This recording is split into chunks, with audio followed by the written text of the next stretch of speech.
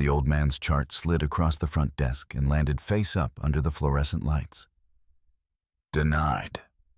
The word came flat from the man in the white coat, who didn't look up from his clipboard.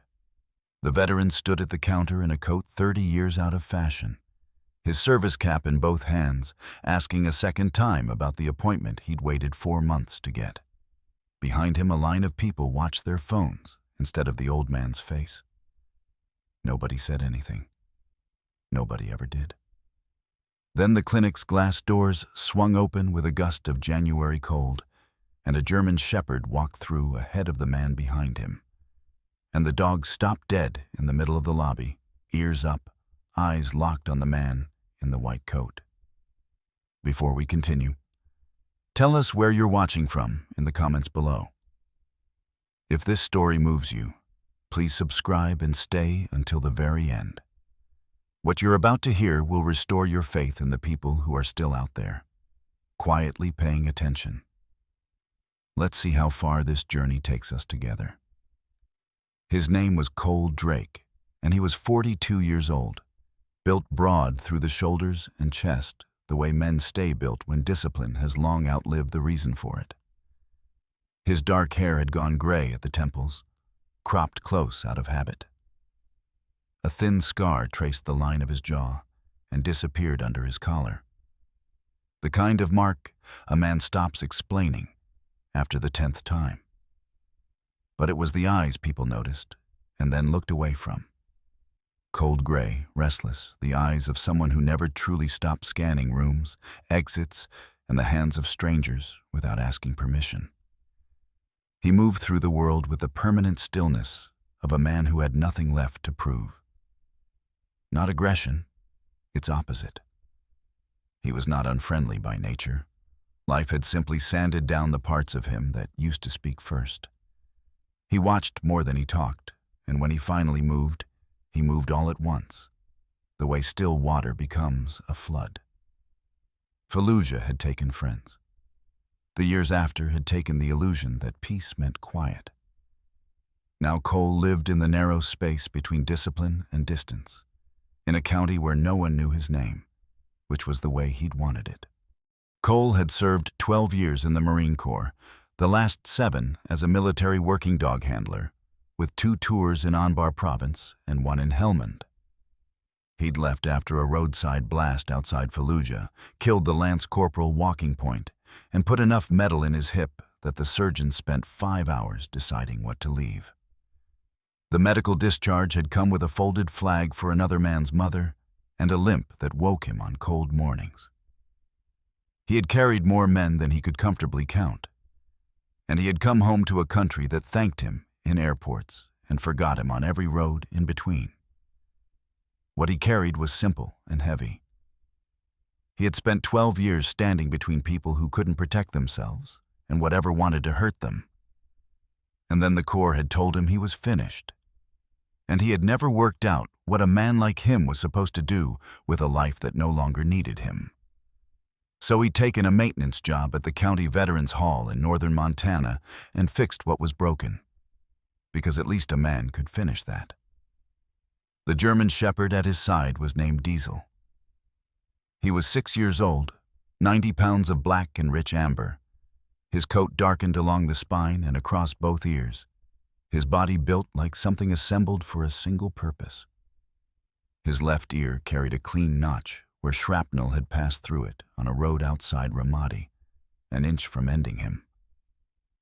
He moved with the clean, controlled confidence of a trained canine who had long ago learned the difference between noise and threat. And he wasted nothing. No motion, no sound, no attention that wasn't earned. Diesel had been Cole's partner across the last 2 tours.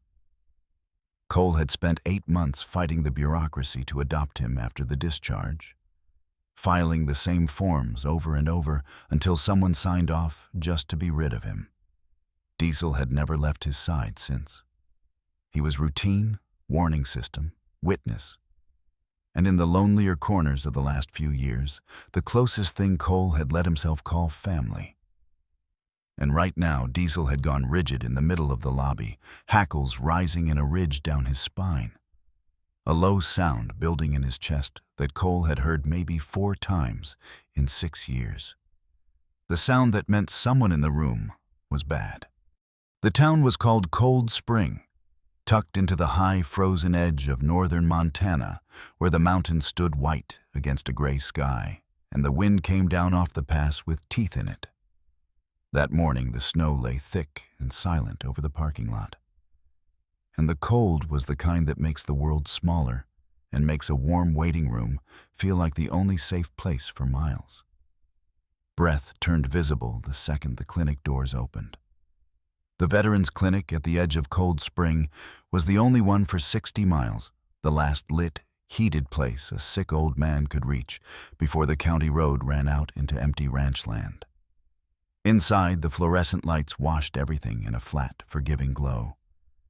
And there was the smell of floor wax and the particular exhaustion of a building that never fully empties. Out here, if the clinic turned you away, there was nowhere else to go. The man in the white coat was named Dr. Preston Vance, and he was the clinic's medical director. His family had money. His father had built half the commercial property in the county, and the Vance name sat on the hospital's east wing, the community college's nursing building, and the brass plaque by the clinic's own front door. Preston had a way of making complaints disappear and audits come back clean. The staff smiled at him even when they hated him. He'd learned early that consequences were for other people, and 45 years had taught him nothing to the contrary. What people knew about Preston Vance was that he ran the clinic's billing the way a man runs a business he intends to bleed. What they knew was that 2 nurses who'd raised questions about denied claims had been quietly let go within a month of each other. What they knew was that you did not cross Dr. Vance. And so when an old veteran got turned away at the desk, the people in line kept their eyes on their phones. Because it was none of their business, and they had learned what happened to people who made it theirs. The veteran was named Walter Briggs. He was 79 years old, a Korean war man, and he wore his decline with quiet endurance. His name was on a wall in Washington for the friends who hadn't come back. His hands shook now, and the cancer in his chest was the reason he'd waited 4 months for the appointment Dr. Vance had just denied him over a billing code and a deductible Walter couldn't pay. Walter did not complain. He held his service cap in both hands at the counter and asked politely, a second time, whether there was anything that could be done. His history of sacrifice made the moment an injustice, not just against an old man, but against everything the country claimed to believe. Walter carried himself with dignity first. He thanked the desk clerk by name even as she slid his chart back at him. He had already decided, in the way proud old men decide things, that he would not make a scene, that he would walk back out into the cold, and the 4 months would simply have been for nothing. He had stopped expecting anyone to stand up for him a long time ago. Cole saw the chart on the counter first, then saw the old man's hands tighten on the brim of his cap, then heard the flat word "denied" carry across the quiet lobby. Diesel had already locked on to Dr. Vance, and the low growl rolled out of him before Cole could read the room himself. The dog stepped backward, not forward. The signal Cole knew meant look closer. "You're missing something." Cole looked. He took in the old man, the chart, the white coat, the line of people studying their phones, and his whole body went very quiet, the way it used to go quiet right before everything happened at once. He crossed the lobby and stopped beside Walter at the counter. "Morning," Cole said to the old man. Then to the clerk, even and almost gentle, "What's the holdup here?" Dr. Vance answered for her, not looking up from his clipboard. Patient's coverage was flagged. "It's a billing matter. It's handled." "Don't sound handled," Cole said. "Man waited 4 months. That's not your concern. Take the dog outside. This is a medical facility." Walter put a hand on Cole's arm. "It's all right, son. I'll come back another time." "What's your name?" Cole asked him. Not the doctor, the veteran. "Walter. Walter Briggs, Korea, 52. The old man almost smiled. Long time ago, Diesel walked to Walter Briggs and sat down against his leg, uninvited, and leaned his weight into the old man, and the growl stopped. The dog had decided. Walter looked down at the notched ear, and something moved behind his tired eyes. Dr. Preston Vance did not walk away, because men like Preston Vance never walk away from something they believe they control. Over the days that followed, Cole learned the shape of it. He drove Walter home that morning, and then he came back, and each time he learned a little more. He learned the denied claim wasn't a glitch. He learned the clinic had been denying or down-coding the costliest veteran cases for 2 years and pocketing the difference through a shell billing company Vance's brother-in-law ran. He learned that the 2 nurses who'd asked questions hadn't quit. They'd been forced out. He learned that Walter Briggs was not the first old man sent back into the cold to die quietly, so a number on a spreadsheet would look better. The ally arrived in the form of one of those fired nurses, a woman named Carol Reyes, who found Cole in the clinic parking lot after she heard what he'd been asking. "You're the one who stood up for Walter Briggs?" she said. It wasn't a question. Carol had kept copies of everything: denied claims, altered codes, the emails telling her to stop asking. She'd been sitting on it for a year because Vance sat on the same county board as the people who were supposed to investigate him. She gave Cole a name, a VA Inspector General's office contact, and an honest county prosecutor named Walsh, who didn't owe the Vance family anything. Diesel felt the temperature of it before Cole named it. When they came near the clinic now, the dog sat rigid in the truck, eyes fixed on the doors. And in the waiting room, on the day they brought Walter back for a second try, Diesel left Cole's side without a release and lay down across Walter's feet, a barrier no one would step over and would not be called off. Cole let him stay. For the first time in months, Walter Briggs sat back in a hard plastic chair and let something else stand guard. Cole made the call that night and laid it out flat. The down-coded claims, the shell company, the 2 forced-out nurses, the pattern of denied veterans. He didn't raise his voice. He'd been trained to brief command, and he briefed it. "You've done this before," Walsh said. "Seen enough of it," Cole said. Preston Vance moved first, the way the powerful always do when they feel the ground shift. He had Walter Briggs's file flagged non-compliant and sent a certified letter formally discharging him from the clinic's care, citing a disruptive incident in the lobby, which, 60 miles from any other facility, was a quiet death sentence dressed up as paperwork. And he scheduled it for a morning Cole's maintenance shift didn't cover. He had not counted on the old man having someone left who would not keep driving. Walter did not complain. He sat at his kitchen table with the certified letter and understood, with the terrible clarity such men have, that the 4 months and the waiting and the dignity had bought him nothing, and that no one was coming. He folded the letter in half and set it down and reached for his cap, because the only thing left to do was the thing he'd always done: endure it alone. Then Cole's truck pulled into the drive, 2 hours into a shift he'd left early, because 12 years of habit and 1 sleepless night had told a man named Cole Drake to check on something he couldn't stop thinking about. The confrontation came the next morning, back at the clinic, when Cole walked Walter through the glass doors and Dr. Vance came out from behind the desk to physically bar the old man's path. Diesel reached the spot first. The dog crossed the lobby in a dead silent line and lay flat in the doorway of the exam corridor, directly between Walter and the man in the white coat. 90 pounds of decision, hackles up, amber eyes fixed on Preston Vance with the steady, terrible patience of an animal that had worked checkpoints in a war and knew exactly what a bad man looked like. He did not bark. He did not lunge. He simply would not let the doctor pass. The whole waiting room had gone quiet. Not silent quiet. The kind of unnatural drop in sound that trained people notice immediately. Cole stepped forward, slow, and nobody moved. "Step away from him," Cole said. Vance turned, his face already rearranging into outrage. "Get that animal out of my clinic. This patient was formally discharged. You are interfering with a medical facility, and I will have you arrested. Do you have any idea who I am in this county?" "Gunnery Sergeant Cole Drake," Cole said.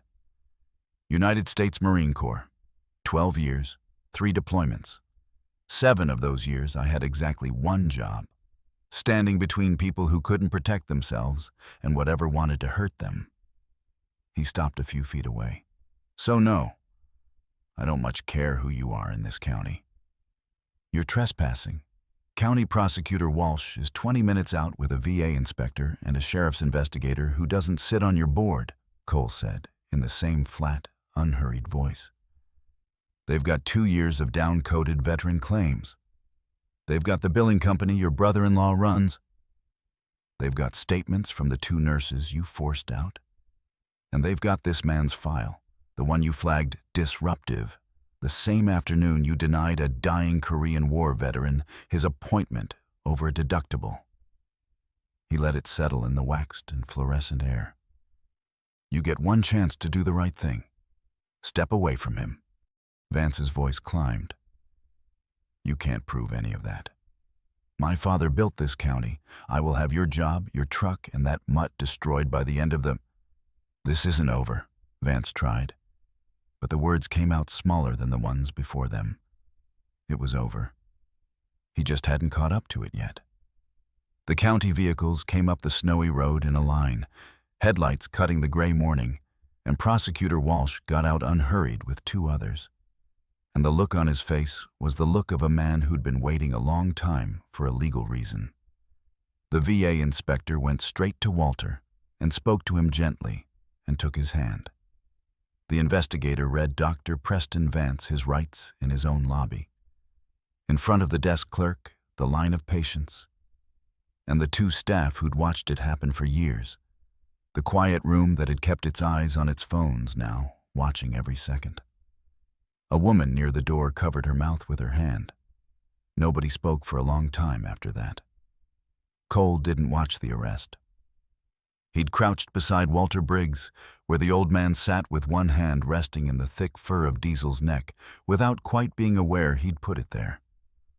Walter looked up at Cole, and the dignity that had held all morning finally trembled at the edges, just once, before he set his jaw level again. "Why'd you stop?" Walter asked. "All those people. Why'd you stop? And they didn't." Cole looked at the dog leaning into the old man, and then at the man himself. "He stopped first," Cole said. "I just followed him in." 8 months later, the September sun came down warm and golden over a veterans' care home, on the good side of Cold Spring, where the mountains held the last light and the air smelled of pine and cut grass.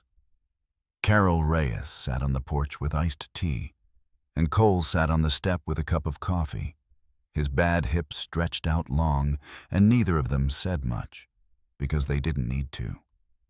Out on the lawn, an old man in a chair laughed as a black and amber German shepherd dropped a tennis ball in his lap again and again, then bolted across the grass to chase it back, barking with the kind of unadulterated joy only animals who have known the opposite can show. Walter Briggs had gotten his treatment. The inspector's office had forced the clinic to honor every claim it had buried, and the VA had moved Walter into the care home where nurses checked on him each morning, and 3 other Korean Vietnam men ate breakfast with him every day. He'd started talking about 52 again, to people who asked and listened. The cancer was being fought now, the way it should have been fought 4 months sooner. Dr. Preston Vance had been convicted of healthcare fraud and elder neglect after the audit documented just over $2 million in diverted veteran claims across 2 years. He'd been sentenced to 9 years, stripped of his medical license, and the family name had come quietly off the hospital's East Wing that spring. The 2 nurses he'd forced out had been hired back with back pay. The clinic, people said, felt like a different place once folks no longer had a reason to be afraid. Cole still fixed what was broken at the Veterans Hall. The metal in his hip still woke him on cold mornings. But on the first Saturday of every month, he drove out to the care home, and the moment his truck turned in the drive, an old man lifted a hand from a porch chair and a dog came running, and a man who'd spent years not knowing what he was for found he had finally, quietly, worked it out. Diesel walked into that yard like he was coming home, because as far as the dog was concerned, he was. His tail never stopped the whole time he was there. Peace had arrived. The story was over. Sometimes miracles don't arrive as thunder from the sky. Sometimes they walk through a clinic door on 4 legs, stop in the middle of a room full of people looking away, and refuse to move until someone finally does the right thing.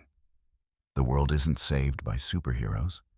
It's saved by ordinary people who notice the ones everyone else has decided not to see, and by animals who carry a loyalty that human language has never been quite able to hold. God does not always remove the cold or the cruelty from the world, but He places the right people, and sometimes the right dogs, in exactly the right doorway.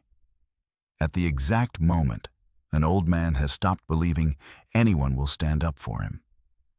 Walter Briggs had survived a war and outlived his friends and asked for nothing but the care he'd earned. The miracle wasn't that someone powerful saved him.